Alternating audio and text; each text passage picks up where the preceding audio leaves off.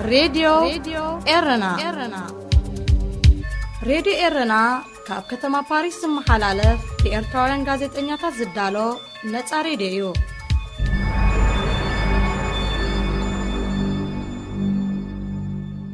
سلام كبرى سمعتي نايلومي عربي عسرت حدا لكاتيت كلتشن عسران كلتن فنونا يفلم الله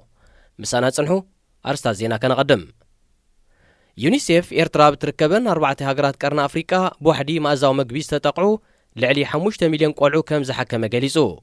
منقست إثيوبيا أب تقراي كبيد مقاسبا مسلات فتسيمو زبل وقعو كسي تمسريتلو أب الدوب سودان أب 11 وارح نمبل سالسا إيوانو أب زقات أمي حدقا نفاريت بوحدو 5 سبات قوسيلوم. هذه إذاعة إرنا زينب زرزر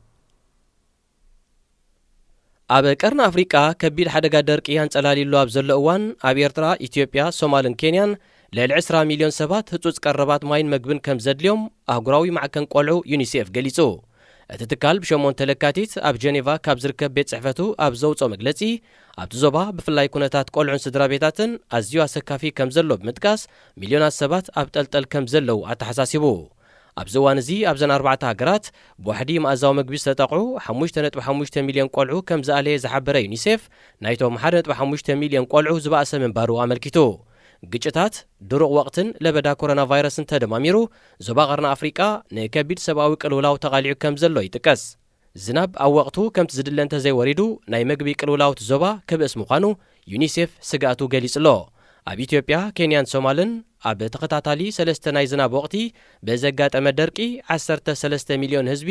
ንሓደጋ ተቓሊዑ ምህላው ውድብ መግቢ ዓለም ኣቐዲሙ ኣጠንቂቑ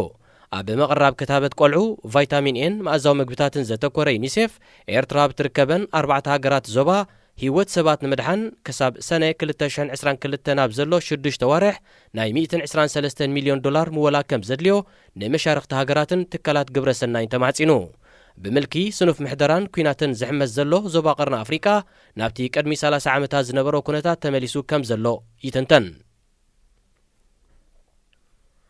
መንግስቲ ኢትዮጵያ ኣብ ትግራይ ከቢድ መጋሰባዊ መሰላት ከም ዝፈጸመ ወግዓዊ ክስ ተመስሪትሉ እቲ ባህጉራውያን ኪላታት ሕግን ጥብቅናን ዝተመስረተ ክሲ ሰራዊት ኢትዮጵያ በኩናት ናብ ክልል ትግራይ ኣብዛእተውሉ ጀምላዊ መቕተልቲ ዓመጽ ደቂ ኣንስትዮን ካልእን ዝኣመሰለ ገበናት ከም ዝፈጸመ ወቂሱ እቲ ናብ ኮሚሽን ሰብኣዊ መሰላት ሕብረት ኣፍሪቃ ዝቐረበ ክሲ መንግስቲ ኢትዮጵያ ኣብ ትግራይ ክሳብ ገበናት ኩናትን ገበናት አንጻር ሰብኣውነትን ከም ዝፈጸመ ዝእምት ምዃኑ ዘጋርዲያን ኣቃሊሑ ነቲ ክስ ዘቕረቡ ዓለም ለኸ ማሕበር ሕጋዊ ስጉምቲ ንምግሃስ ሰብኣዊ መሰላት ኣሜሪካዊ ትካል ጥብቅና ደቦቭዋን ፕሎምፕቶንን ማሕበር ጠበቓታት ምሕዝነት ፓን ኣፍሪካን ዝተባሃልዮም ኮሚሽን ሰብኣዊ መሰላት ሕብረት ኣፍሪቃ ነዚ ብዓይነቱ ፍሉይ ዝኾነ ክሲ ክምርምርን ኣጻሪ ድማ ውሳነ ክህበሉን ታሪኻዊ ሓላፍነት ከም ዘሎ ዳይሬክተር ማሕበር ዓለም ለኻዊ ሕጋዊ ስጉምትን ምግሃስ ሰብኣዊ መሰላት አንቶኒያ ሙልቨይ ተማሕጺና ኮሚሽን ሰብኣዊ መሰላት ሕቡራት ሃገራት ኣቐዲሙ ምስ ኮሚሽን ሰብኣዊ መሰላት ኢትዮጵያ ብሓባር ምዃን ኣብ ጀኔቫ ኣብ ዝተጋብኣሉ ኣብ ትግራይ ከቢድ ምግሃስ ሰብኣዊ መሰላት ከም ዝተፈጸመ ኣረጋጊጹ እዩ ናይ ገዛ ርእሱ ተባዕ ውሳኔ ዘይጸንሑ ሕብረት ኣፍሪቃ ብዛዕባ እዚ ኣብ ልዕሊ መንግስቲ ኢትዮጵያ ቀሪቡ ዘሎ ክሲ ብዝምልከት ዘጊት ዝኾነ ሓበሬታ ኣይሃበን ኣብ ደቡብ ሱዳን ዞባ ኣብየይ ብሸሞን ተለካቲት ብዘጋጠመ ናይ ነፋሪት ሓደጋ ብውሕዱ 5 ሰባት ከም ዝቆሰሉ ሰበስልጣን ሃገር ገሊጾም እታ አንቶኖቭ ስራሓት ሩስያ ዝኾነት ወታደራዊት ነፋሪት ንሱዳንን ደቡብ ሱዳንን ኣብ ዘዳውብ ዞባ ናይ ትምህርቲ ናይ ፈተና ወረቓቕቲ ኣብ እተበጻጽሓሉ ዝነበረት እዋንያ ሓደጋ ኣጋጢሞዋ ኣጎክ ኣብ ዝተባሃለ ቦታ ንምዕላብ መሬት ምስ ተንከፈት ተንሸራቲታ ካብ መስመራ ወፅያ ወዲቓ ዝበለ ኣማሓዳር ዞባ ኣብየይ ኮልድዮም ኮል 5 ሰባት ምቕሳሎም ኣረጋጊጹ ናይ መጓዓዝያ ምድሪ ጥጡሕ መስመራት ዘይብላ ደቡብ ሱዳን ካብን ናብን ዞባታት ንምንቅስቓስ ብነፈርትን ሄሊኮፕተራትን ከም ዝካየድ እዩ ዝንገር ይኹን እምበር መብዛሕተን ተነፈርቲ ዝኣረጋ ምስ ምዃነን ተደጋጋሚ ሓደጋታት ከጋጥም ይረአ ካብ መጋቢት 2021 ክሳብ ለካቲት 2022 ኣብ ዘሎ ግዜ ጥራይ ኣብታ ሃገር 3 ናይ ነፈርቲ ሓደጋታት ኣጋጢሙ ብውሕዱ ህይወት ናይ 15 ሰባት ከም ዘጥፍአ ጸብጸባት ኣቪዬሽን የመልክት ከብራ ሰማዕትና ዜና ተዛዚሙሎ ዕላል ምስ ንጉሳ ዓርከይ ዝስዕብ ትሕዝቶናዩ ሓቢርና ንከታተል راديو إيرنا ሬድዮ ኤረና ካብ ከተማ ፓሪስ ዝመሓላለፍ ብኤርትራውያን ጋዜጠኛታት ዝዳሎ ነፃ ሬድዮ እዩ።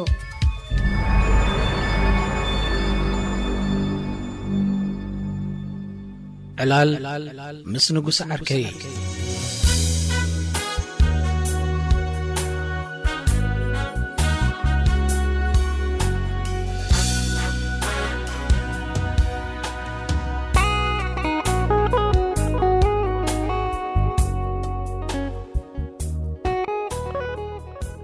تعقب بيغي حلفلنا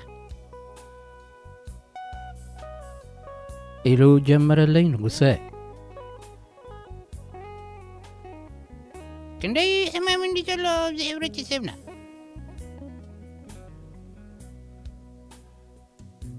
እዚ ናይ ፕራይቬት ሕክምና እንዲም ከዓ ከልኪሎም ኮይኖም ብዝብል ዘረባ ኣንፈት ዕላሉ ክጠውየ ፈተንኩ حمام تقولكو سأل ولا وصات مالتي يكون زي فوز حمام لو عبرتي سيبنا ኤድስ ማለት ካድዩ ንሱ ዳ ኣብ ሕብረተሰብና ጥራይ መሓስ ኮይኑ ዘሎ ሕጂ እውን ተዋዘኽዎ لجاتي تبريك على حكي بزعما انت يزارب كم زلو تفيك كمان دي ቅድሚ ሕጂ ኣልዒሉለይ ስለ ዝፈልጥ እንታይ ማለቱ ምዃኑ ተረዲዩኒ ነይሩ እንተኾነ ነቲ ርእሲ ከልዕሎ ኣይፈትኹን ገለ ናይ ተስፋ ምምህማን ስምዒት እዩ ዝፈጥረለይ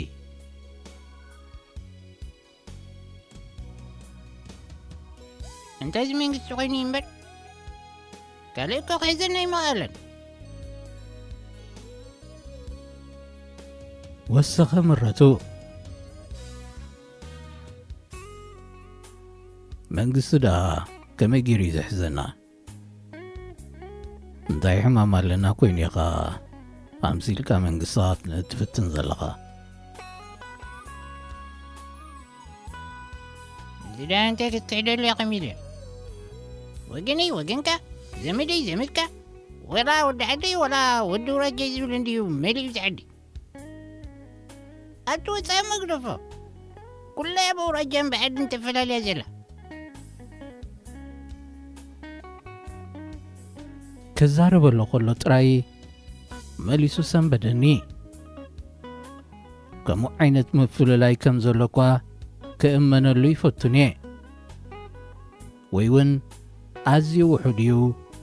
ምግናኑ ኣየድልን እዩ ዝብል እምነት እዩ ዘለኒ ብልምዲ እውን ኣብ ሃገርና ናይ ከምኡታት ፍልልይ ተላዒሉ ክንዛረበሉ ይንፈቱን ኢና ኣብ ሃይማኖት ኮነ ዓልየት ፍልልይ ከም ዘይብልና ኮይንና ናብታ ትሕብረና ሃገር ጥራይ ከነተኩር ኢና መብዛሕትና ንህቅን በንጻሩ ድማ ገለ ፖለቲከኛታት ነዚ ፍልልይ ዝኽሒድና ክንሓብር ከም ዘይከኣል የስተምህሩ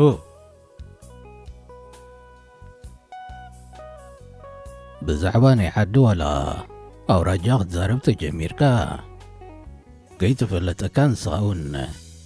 ኣብቲ ከምኡ ዓይነት መፍልላይ ኢኻ ክትኣቱ ከምዚ ኢለ ጌርካ እንዶ ውሰዶ ኣይትሪኦን ኢኻ كمين قلنا ينمى انكتو أبقلو نيزقت مكة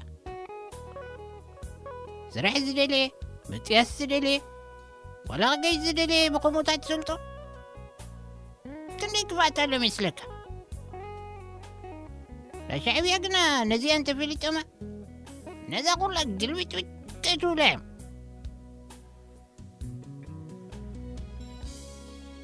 እንዳ ሻዕብያ ክትብል ከለኻ መንግስትና ማለትካ እዩ ሓቀይ وين መንግስትና على شعبية كل عادة ትሕቲ ሃገራውነት ስምዒት ቀሲሎም ኮይም ናጽነት ኣምፅእ እንታይ ጽቢቖም ዘለኩ እዩ ዝገርመኒ ዘሎ እምበር መንግስትና ነዚ ከምዚ ዓይነት ስምዒታት ኣይፃወረን እዩ ምናልባት መንግስቲ ዝበሃል ዘሎ ንባዕሉ ተለኪሙ ዳቂ ይህሉ ኢለ ሰሓቅክዎ መንግስትና ናይ ወገንነት ስምዒት ኣለዎ ዲኻ ትብል ዘለኻ ከምኡ ዝብል እምነት ከም ዘይብለይ ጽቡቕ ጌርካ ክትፈልጥ ምናልባት ኣብ ስልጣን ዝርከቡ ውልቀ ሰባት ከምኡ ዓይነት ስምዒት ኣይሰኣኖምን ይኸውን መንግስትና ግና ወገናዊ ክኸውን እውን ክጽግሞ እዩ ከመይ ጌርዳ እዩ ዝጽግሞ ካቤና ኣይ ወገን ምዃኑ ስለ ዘይፍለጥ ኢለ ሰሓቅክዎ ዘይተረድኦ ኮይኑ ስለ ተራእየንን ብኻልእ ከይትርጉሞን ኢለ ድማ ከብረሃሉ መረጽኩ ኣብ ስልጣን ዝርከቡ መራሕትና ካብ ኩሉ ሸነኻት ኤርትራ ዝመፁ እዮም ኣጋጣሚ ኮይኑ ገዛእቲ ኤርትራ ንኹሉ ኤርትራዊ የኽፍኡሉ ስለ ዝነበሩ ኩሉ ብሓባር ኣንጻር ግዛእቲ ተቓሊሱ ከምኡ ኢሉ ድማ ካብ ኩሉ ኩርናዓት ኤርትራ ዝመፁ ሰበ ስልጣን ክህልውና ግድን እዩ መቸም የላግጽ ኣለኹ ይትብለኒ ኒኻ እዚ ሓቂ እዩ በለነ ንጉሰ እናተጠራጠረ ካልእሲ ይትረፍ መንግስትና ንሓደ ወገን ጥራይ ይውፅሕ ኣሎ ዝብል እምነት የብለይን ንዝብል መብርህየ ግና ኣይፈተዎን መግለጺ ገጹ ዕሸሽ ብምባል መንግስትና ዝውፅሓና ዘሎ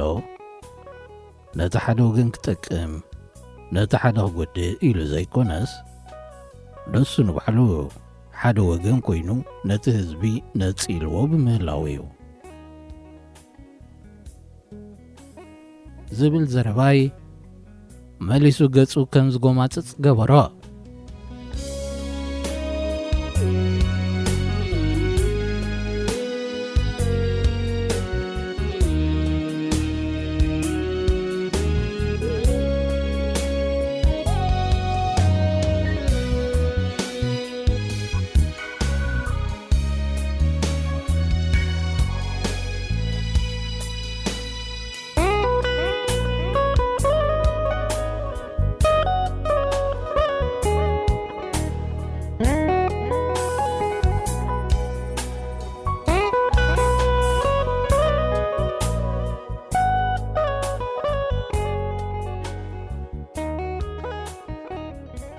እንታይ ዓይነት ኢኻ ኣብዚ ብዝመፅእ ዘሎ ምፍልላይ እንተበልናካስ መንግስቲ ወፅዕና ዶ ሽንቃ ዶ ትብል እቲ ምፍልላይ እኳ እሞ ካብ ወፅዓ ክመፅእ ይኽእል እዩ ማለተይ ጠንቁ ኣተሓዛቲ መንግስቲ ክኸውን ይኽእል እዩ እንታይ ኢኻ ግልብጥ ትብል ሓንሳብ መንግስትና ወገንነት ኣየጥቅዑኒ ትብል ተመልስካ ድማ ጠንቂ ምፍልላይ ትብሎ ንጹር ሓሳብ ኣለኻ ሚልዮን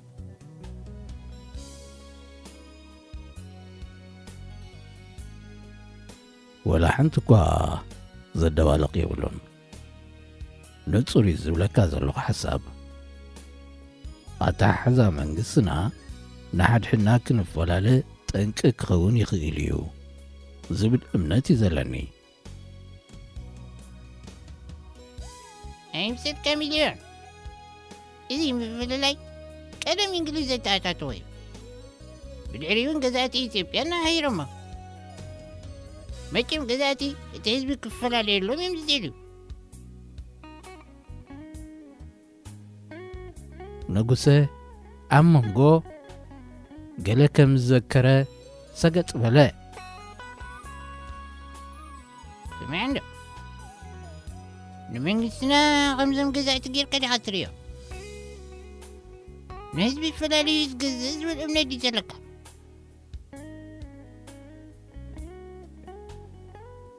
ኖ መንግስትና ገዛኢ እውን ኣይበልኩን ህዝቢ ብዓድን ኣውራጃን ዋላ ብሃይማኖት ተተፈላለየ ነሱ ይረብሕ እዩ ዝብል እምነት እውን የብለይን ጉጉይ ኣተሓዛ መንግስትና ግና ዘየድልዩ ስምዒታት ክዕንብቡ ዕድል ክኸፍት ይኽእል እዩ የዝብል መንግስትና ከም ዓይነት ስምዒት ዘለዎ ሰብ እኳ ይንሕስን እዩ ክንደይ ብኸምኡን ወድኸምኡን ተኸፊላ ዘላ መንግስትና እንታይ ዘገበረ ደሊኻ ሰብካ ዘይሕብር ኮይኑ እምበር ንስምዒት ትሕት ሃገራውነት ደኣ መንግስትና ቀደም ደብዚስዎም ኣለወ ሽግራት ክድምስስ ክብል እንድዩ ንኹሉ ዘባላሽዎ ዘሎ ንጹር ኣመሓዳድራ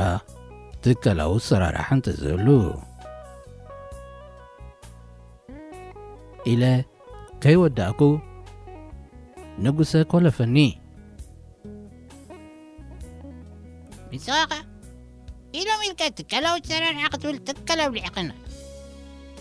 እንታይ ማለት እዩ ትካላዊ ኣሰራርሓ እስከብራዮ ትካላት የብልና ንሕና ትካላዊ ኣሰራርሓ ዳ ፍሉጥ ብዝኾነ ካይዳ ምምልላስ ኣብ ቤት ጽሕፈት ኣቲኻ ዘይምሽቑራር ቦታ ዝሓዘ ከም ዘየጥቃዓካ ተኣማሚንካ ክሳድካ ነፊሕካ ምምልላስ ነዝበደለ ናብ ሕጊ ከተቐርብ ምኽኣል መንግስቲ እንተጉደለ እውን ከሲስካ ከም ዝኽሰስ ወይ ከም ዝእለ ክትገብሮ ምኽኣል ብፍታዊ ሰበስልጣን ዝውሰድ ስጉምታት ከም ዘየለ ምርግጋጽ ክወስኸካ ዶ ሰሚዕናካ የቕለካ ድሓን ኣበየብረየ ትካላዊ ኣሰራርሓሲ ከመይ ገይሩ ናይ ወገንነት ስምዒት ከትፈል ስምዒታት እኳ ከነጥፍኦም ንኽእል ኣይመስለንን ምስ ኩንነት ግና እናሃሰሱ ክኸዱ ይኽእሉ እዮም ንኣብነት ሓደ ጉዳይ ክተስልጥ ናብ ኣብያተ ጽሕፈት ኣብ እትኸደሉ ዘድልዮኻ ረቑሕቲ ብንጹር ስለ ትፈልጦም ኣብኡ ዝጸንሐካ በዓል ስልጣን ብግቡእ ኣገልጊልካ ዶ ዋላ የገልገለካን ክትፈሊ ንጹር እዩ መሰልካ ንዘኸልክለካ ተረኻኽበሉ ሕጊ ድማ ኣለካ ብወገንነት ዋላ ዕርክነት ንዝግበር ሻርነት ከዓ ከም ዝቕጻዕ ትገብሮ ማለት እዩ ሕጂስ ክሰስ እንዶ ንወገናውያን መንግስቲ መዓስ የናሕሰሎም ኮይኑ መንግስትና ንባዕሉ ንጹር ዝኾነ መምርሒ የብሉን ንታሕተዎትን ላዕለዎትን ሓለፍቲ ከም ዝመስሎም ክመሓደሩ ገዲፍዎም እዩ ኣብ ከምዚ ኩነታት ብንጹር መስልካ ክትሓትት ዝከኣል ኣይኮነን ብሓፈሹ እውን ኣብዚ ግዜና መስል ዝበሃል የለን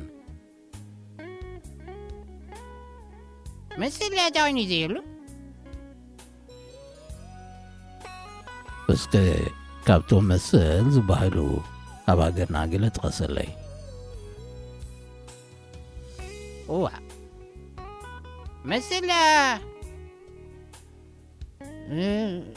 መሰላ ምልዩ ንኣብነት ሕጂ ንኣብነት እንታይ መክብለካ ኩሉሎ